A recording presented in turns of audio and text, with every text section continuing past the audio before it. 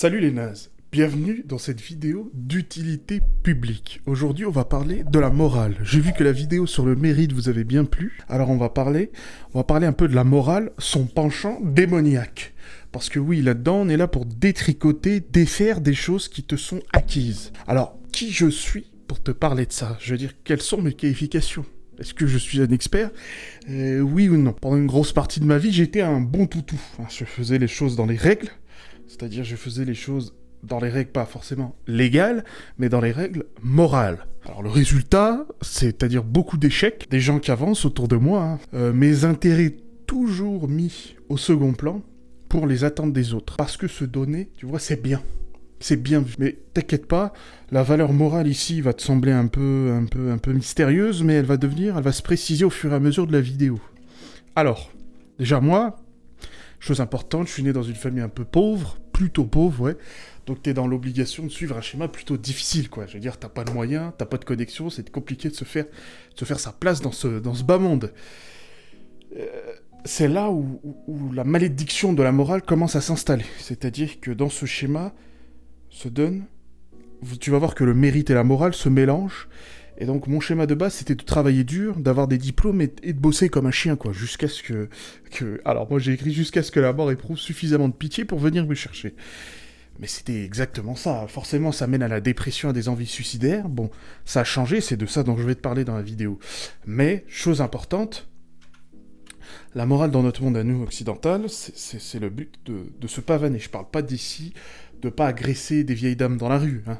C'est pas ça que je te dis de faire. Hein. Je t'encourage pas à faire des trucs comme ça. Moi, je te parle de cette morale qui vient parasiter, te parasiter sur le chemin de ta réussite. D'accord ?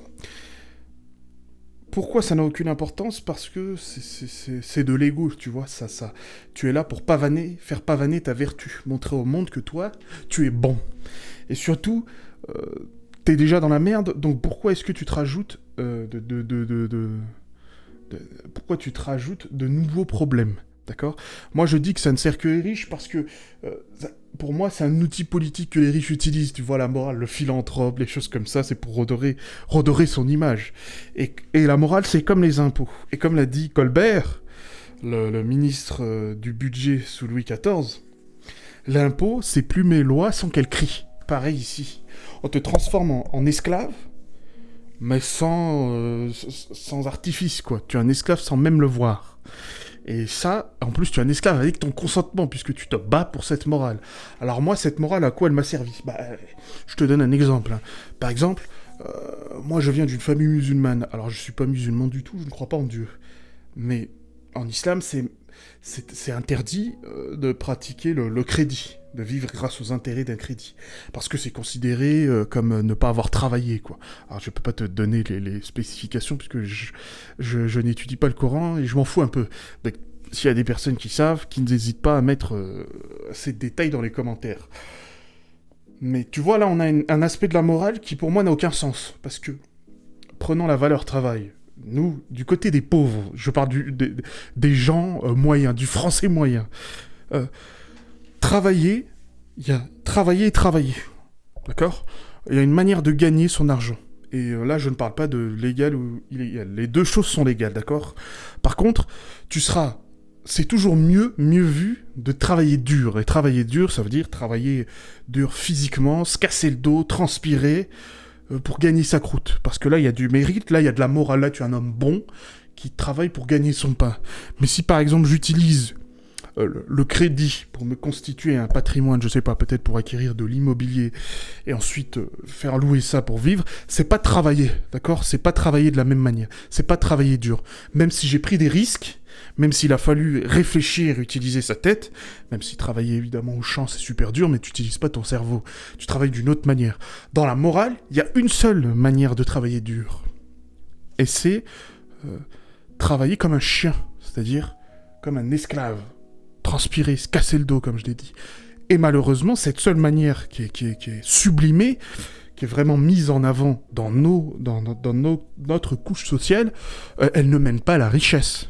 Hein, parce que maçon, ça peut être très bien payé, mais ton corps a une limite. Et il te reste toujours 24 heures dans la journée comme tout le monde. Et tu t'enrichiras jamais de cette manière-là.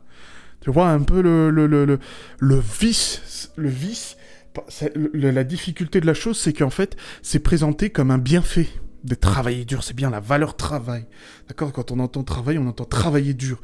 Sauf que la manière dont eux parlent du travail, ce n'est pas ça. D'accord? Ça va pas t'enrichir. Passons à la suite.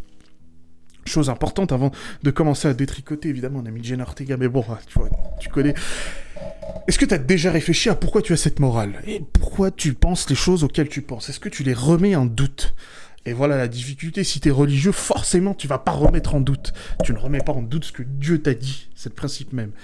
Mais malheureusement, quand tu y réfléchis bien, est-ce que ça t'a pas été simplement imposé? Parce que ce que je viens de te dire, là, bon, travailler dur, pas travailler dur, tu vas me dire, bah je m'en fous de ce que les autres pensent. Mais ce que tu comprends pas, c'est que toi t'es un être humain. Et que tu vas être influencé inconsciemment. Surtout si on te répète les choses depuis le berceau, et par toutes les personnes qui t'entourent, donc des personnes proches en qui tu as confiance. Moi, c'était le cas. Inconsciemment, tu vas chercher des solutions qui rentrent dans ce paradigme-là. Pour empêcher ça, il faut l'introspection. Et l'introspection, c'est compliqué de se remettre en cause. Moi, c'est dur. Moi, j'essaye de me dire peut-être ce à quoi j'ai pensé pendant toute ma vie, ce que mes parents m'ont dit, bah, c'est faux, c'est pas du tout en accord avec ce que moi je recherche. L'enrichissement personnel, financier ici, est-ce que j'ai pas un nouveau boulet au pied? En plus de pas avoir d'argent et de pas avoir de connexion. Hein, tu vois, c'est une dinguerie, ça. D'accord? Et malheureusement, parfois, dans la vie, il faut tenter sa chance. Il faut faire des choses, entre guillemets, immorales. Alors, entre grands guillemets. Par exemple, c'est mal vu d'aborder des meufs dans la rue. Ok. Donc, tu vois, avec les trucs un peu féministes. D'accord? Mais les deux camps te disent ça. C'est-à-dire les Red Pill te disent que il faut que tu y ailles traiter les femmes d'une certaine manière, et puis il y en a d'autres qui vont te dire que non, mais comment tu fais pour avoir du succès? À un moment donné, il faut revenir aux fondamentaux. Si tu tentes pas, t'as pas de succès. Ouais, c'est pas possible. C'est compliqué de se défaire de tout ça, d'accord? C'est très compliqué. Mais moi, c'est la même chose. Par exemple, sur mes vidéos YouTube, j'avais cette envie de proposer un contenu totalement différent. Alors, même si différent, ça veut tout et rien dire. Mais je me suis rendu compte que c'est pas pour ça que je faisais YouTube. Je voulais partager évidemment les choses, mais je voulais aussi en vivre, gagner de l'argent, inspirer des gens, comme je vois des fois dans les commentaires, inspirer des gens à changer leur vie. Et moi je te dis, ton pire ennemi c'est d'abord ça, c'est ce mérite et cette morale qui t'empêche de voir la vie comme elle est. D'accord ?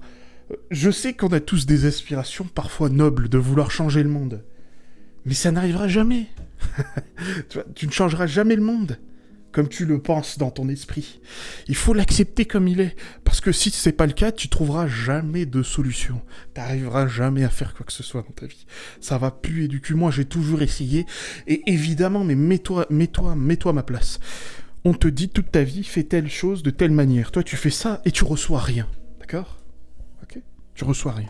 Moi, comme je t'ai dit, j'étais le bon toutou, hein. J'étais le bon toutou, c'est-à-dire j'étais le type serviable dans ma famille. Est-ce que pour autant j'étais considéré comme l'enfant préféré parce que j'étais toujours là à aider? Non. Parce que dans notre monde, les personnes qui ne demandent rien, d'accord, qui sont toujours disponibles, sont prises pour acquises. Sont traitées comme les meubles. Voilà, le meuble, j'ai des meubles là, voilà. Ils sont là, demain ils seront là. Je vais pas les traiter mieux d'une certaine manière. Je vais quand même claquer la porte parce que je sais qu'ils sont là. Tandis que, quand tu acceptes le monde comme il est, tu dis, bah voilà, il faut que je me rende non seulement indispensable, mais que je fasse comprendre aux autres qu'est-ce que je veux. Que j'aille arracher ce qui me revient de droit. D'accord ? Et ça, ce genre de conflit entre la morale, ça peut arriver même avec tes parents. Tu crois que je me suis pas embrouillé avec mes parents quand j'étais plus jeune pour me faire respecter ? Si. Évidemment que si. Mais c'est pareil dans ton boulot. C'est pareil dans le boulot. Quand je vois encore des gens qui éprouvent ne serait-ce qu'une once de loyauté envers leur employeur. Bon, si la personne t'a bien traité, bon, c'est un échange de bons procédés, c'est logique. Mais c'est le marché du travail, hein. C'est l'offre et la demande. Faut que tu proposes. Mais tu disposes aussi. Hein ? Et si tu fais ce que je vais te dire dans mes prochaines vidéos, parce que je vais sûrement parler de comment tenir des compétences, comment se rendre indispensable, non seulement dans sa vie personnelle, même dans sa vie professionnelle, tu as le choix, d'accord? C'est comme un type qui épouse la première femme venue, parce qu'il a peur d'être tout seul. Est-ce qu'il l'a vraiment choisi, elle? Ou est-ce qu'il n'avait pas le choix? Hein? Mais avant de faire son choix, il faut avoir le choix. On est d'accord? Si t'as qu'une seule option, ou la deuxième c'est la mort, ou la pauvreté, est-ce que t'as vraiment le choix? Non. Avant de faire ton choix, faut avoir le choix, fils. Comme ça que ça marche. C'est pas possible. Et là, ce dont je te parle, c'est que à un moment donné, il faut aller l'aborder, la demoiselle.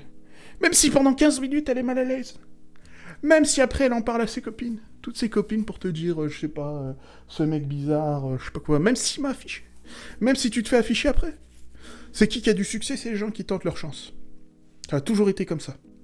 Cristiano Ronaldo, le plus grand footballeur que cette planète ait jamais connu, il est dans toutes les stats quand il concerne la quantité de tirs tentés.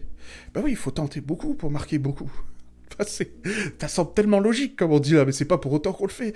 Et sache que tu ne joues pas ta vie. Là, on parle d'aborder des meufs. Tu joues pas ta vie, il va rien t'arriver. Même si elle te froisse, elle t'envoie. On s'en fout, si c'est pas elle, ça sera une autre. D'accord? C'est comme ça que ça marche la vie. Mais pour faire son choix, il faut avoir le choix. Je vais jamais assez te le répéter, ça. Ça sert à rien du tout de sauter pour se lier pour l'éternité, alors que t'as même pas le choix, t'as même pas eu le temps d'y réfléchir. Qu'est-ce que t'en sais? Tu vas te découvrir. C'est pareil pour l'emploi. Quand je vois des gens qui refusent de comprendre les politiques, la politique qu'il y a dans le monde du travail, parce que oui, il y a de la politique, et qui se disent, je vais travailler dur, et c'est comme ça que je vais réussir, ça fait partie de ce mérite, de cette morale, de ces schémas comportementaux qui t'ont foutu dans une case, et qui t'ont dit, voilà, c'est ça la valeur la plus importante, c'est le travail. Alors comment ça se fait que les maçons sont pas payés des millions, alors? Comment ça se fait que les caristes magasiniers, mon père était cariste, donc il a commencé par porter les cartons, ensuite était chef d'équipe, mais comment ça se fait que ces gens-là sont pas payés des millions?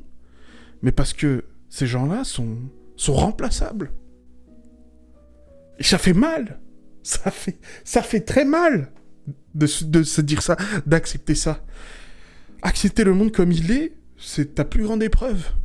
C'est la chose la plus difficile qui existe. Voilà. La vie, et accepter, c'est pas juste accepter comme un enfant de 5 ans. C'est-à-dire, je t'envoie te coucher et t'y vas, mais tu refuses de comprendre pourquoi. Tu vois? T'y vas, t'en as un peu rien à foutre. Non, c'est comprendre et surtout passer à l'action. D'accord. Nous sommes des mercenaires dans le monde du travail. T'es là pour vendre tes compétences au plus offrant à ceux qui t'offrent les meilleures conditions de travail dans des projets qui peuvent t'intéresser. Mais toi, tu dois exiger des choses. Tu vois, c'est comme une femme qui se fait battre par son mari et qui se dit qu'un jour, peut-être, il arrêtera. Mais pourquoi? Pour quelle raison? Alors, si t'es né dans les années 30, la pauvre, t'as pas beaucoup de droits, mais là, les femmes en ont beaucoup plus, sont les égales des hommes. Mais toi, c'est pareil, si ta meuf te trompe et que tu te dis que au moins, le soir, elle revient vers toi, est-ce qu'elle s'arrêtera? Non, mais quelle raison elle a eu de s'arrêter? Mais les adultes, c'est comme les enfants, c'est juste qu'ils ont le droit de permis, ils ont le permis de conduire, pour certains, et qu'ils ont le droit d'aller mourir à la guerre. Voilà la différence, tout. Et encore, tu vas dans d'autres pays, il y a des enfants soldats, donc même ça, c'est pas sûr du tout. Mais qu'est-ce que tu vas faire maintenant? Est-ce que tu vas continuer te plaindre que le monde n'utilise pas ton schéma, ce qui est d'une arrogance sans nom? Pour qui tu te prends? Personne n'utilise ton truc. Mon père, il a donné je sais pas combien d'années de sa vie à Ikea, puisqu'il bossait à Ikea. Ça les a pas empêchés de le virer quand il faisait un plan social. Ça l'a pas empêché. Ça sert à rien. Hein? Là, il a le dos cassé, le corps en miettes. Et pas d'argent. Tu vois? La difficulté, c'est ça. Ça les a pas empêchés. Si vous voulez, je vous raconterai un peu cette histoire, parce que c'est un licenciement qui